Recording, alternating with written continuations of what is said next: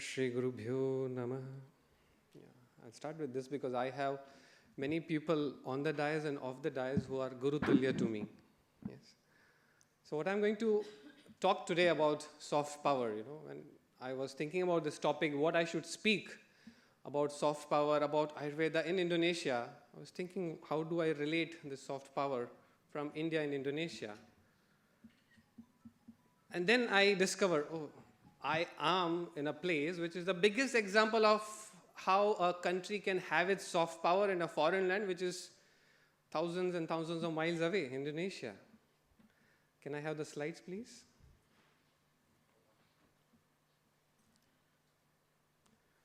Indonesia, Bali Islands. This is one of the temples which was marked by Rishi Markandeya, as the history tells.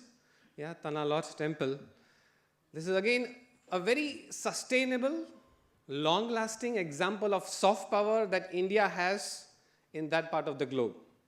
Yes. Still, Indians are welcomed, Indians are respected. The Bharatiyata is more respected in that part of the world. And it is quite common that when I travel to the interior parts, the rural areas of Bali, they see my Indian face and they tell me, Namaste. And then tell, India?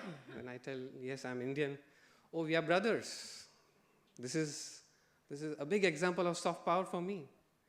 And the next question is, do you know Shah Rukh Khan? Do you know Hrithik Roshan? And I'm like, yes, I know them, but they don't know me yet. So this relation of soft power is extended way before centuries until very recent past. In the present moment also, that place is a big example of how sustainable soft power can develop in the world.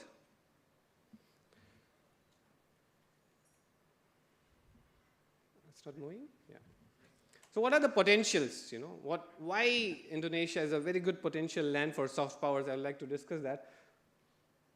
India and Indonesia. These are two huge countries divided by territory but very uniquely related by their culture and traditions. We find many, many similarities because I'm living there since past 4.5 years. I've discovered many things are common between us, which has been a big example of soft power again. Yes, we love flying kites. This is a very recent picture of Sri Narendra Modi ji visiting Jakarta, Indonesia, with the Indonesian president, His Excellency Joko Widodo, and they both flew kites. Yes, we are similar in terms of Ramayana and Mahabharata. It's a very well-known fact to many of the audience here. And if you travel in Bali, you travel in Indonesia, we have remnants, we have people, we have many programs organized based on Ramayana and Mahabharata concepts. And when you come to Bali Islands, even the concept of Gayatri Mantra, the concept of Trikala Sandhya is deeply rooted into their culture, into their tradition. So 40% of Indonesia's population uses traditional medicine. Coming to the topic which I am invited for, the traditional medicine or Ayurveda, how it can be a soft power or it is a soft power right now.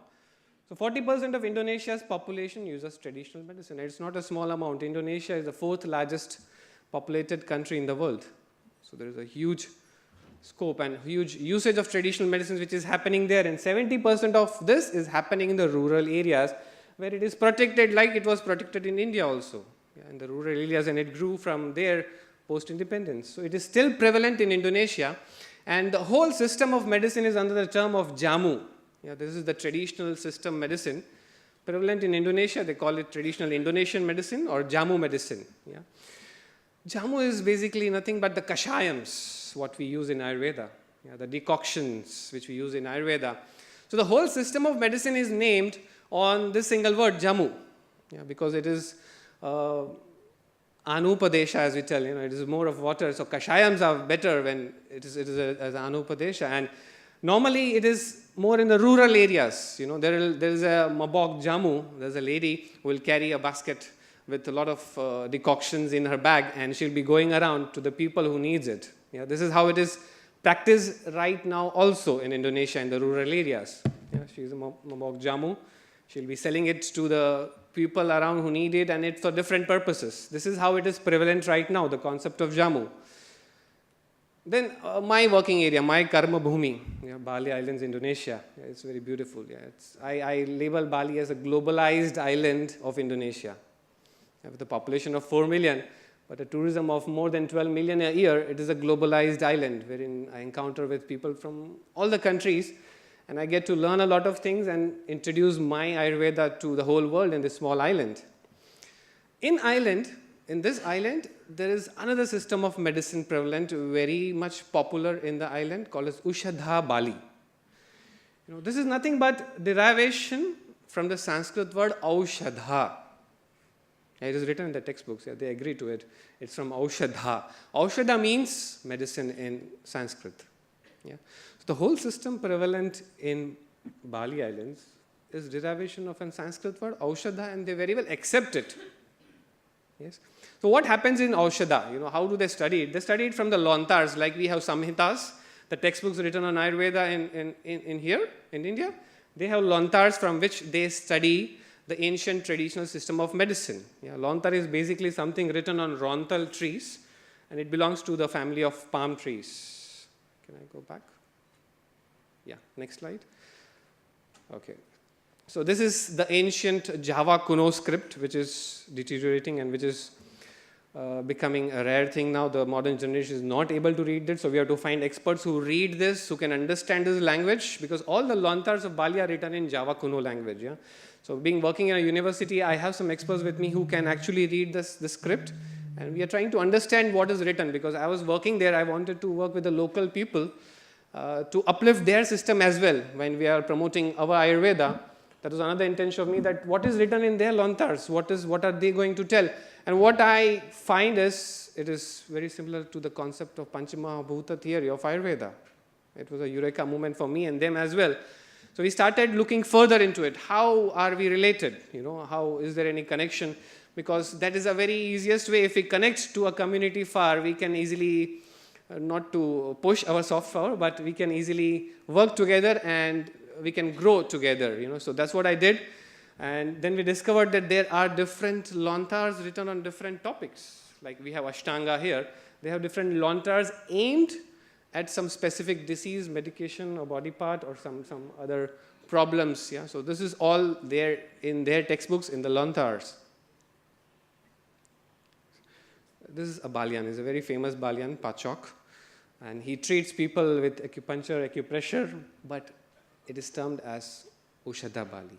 They don't label it as acupuncture, acupressure, but it is Ushadha Bali what he is practicing. And the Vaidya, the concept of Vaidya, what we have in India, they call it as a Balian there. So the current developments, this is what is existing. So there's a good potential where people are understanding that yes, we are brothers and we have the same origin, we have the same connection. So what is the current development? I work in a university called as Universitas Indonesia since past 4.5 years, and we are trying to develop the local system of Ushadha Bali along with the correlations what we have with Ayurveda in this university. So we are working together very closely, and we have come up with the first registered Ayurveda center in Indonesia. This was recently inaugurated before 15 days. It was inaugurated by Shripad Nayakji, the Minister of Ayush, and we are very happy to receive all the help from the Ayush Ministry for this huge inauguration, because it's the first of its kind which happened in Indonesia. Because until now, Indonesia has accepted acupuncture and acupressure as a system of medicine, but there was no official or government recognized Ayurveda center. So this is first of its kind which happened in Indonesia. And we had around the newspapers and publications were talking all about Ayurveda post-conference, and we had a conference in which we invited experts from Ayurveda from India, as well as experts on traditional medicines from ASEAN countries. This was with one aim, that finding the correlation or finding what is commonalities between the traditional practices in ASEAN and what is common between Ayurveda. So the first time it was a conference which was happening in a Southeast Asian country with the impetus on Ayurveda, and which focused the commonalities. Rather than the differences, it focused on the commonalities which are prevalent in this traditional system of medicines. We also had with us Dr. Ina Rosalina. She is the Director of Traditional System of Medicines under the Health Ministry of Indonesia, and she was proudly talking to the media, telling that we are very happy that Ayurveda has come to Indonesia. When you enter the hospital, the Ayurveda center, what we have created, we have worked on focusing both of Bali and Indian Ayurveda. So this is what you find at the entrance. This is a Balinese chanang, a Balinese prayer place. So we have the next photo. What we have. This is the Samudra Manthana. This is very popular. This is a traditional Balinese painting called as Lukisan. And this depicts the Samudra Manthana. So this story is very well known with the locals. You do not have to explain them because they are very much culturally, traditionally related. So I start with that and take them to Dhanvantari. Yeah. This is a statue of Lord Dhanvantari which is installed at the entrance of the hospital. And when we are studying the Lontars, there is one specific Lontar called as Taru Pramana, which deals with the topics of Dravya Guna, the herbs. And we started to sort it out that whether there is some commonalities between that Lontar or that textbook of which they follow in Bali and India. And we found many similarities, like Saptaparna is a very popular herb here used in Jwara or fever. And the same thing, the same intention is there in their textbooks also. Similarly, there's a concept with Amalak, Bhumi Amalaki or Asti Shankhala, which is used for bone disorders, bone fractures. And Rasana, Laos, or Langkuas, which is used for rheumatic disorders. Yeah? We have identified around 60 plus Ayurveda herbs, which are easily available in the island of Indonesia. Yeah? So this is again, Ayurveda herbs in Indonesia are easily available and it can be practiced. Yeah? And this is a small pharmacy where we are combining all sorts of treatments with the Balinese people, and we are working on developing a sustainable model wherein Ayurveda and Ushada Bali can coexist and grow in that part of the world. Yeah. So the future scope, I would like to end with this, the future scopes.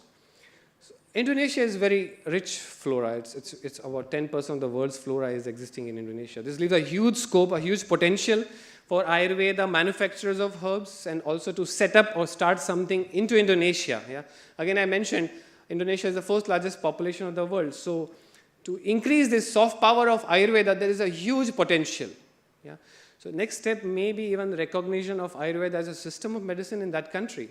Because when we have the director of traditional medicine talking about Ayurveda and she's promoting Ayurveda center in Indonesia, we have that window open for us there also. I would like to end my slide with Balinese farewell, Om Shanti Shanti Shanti Om. Thank you.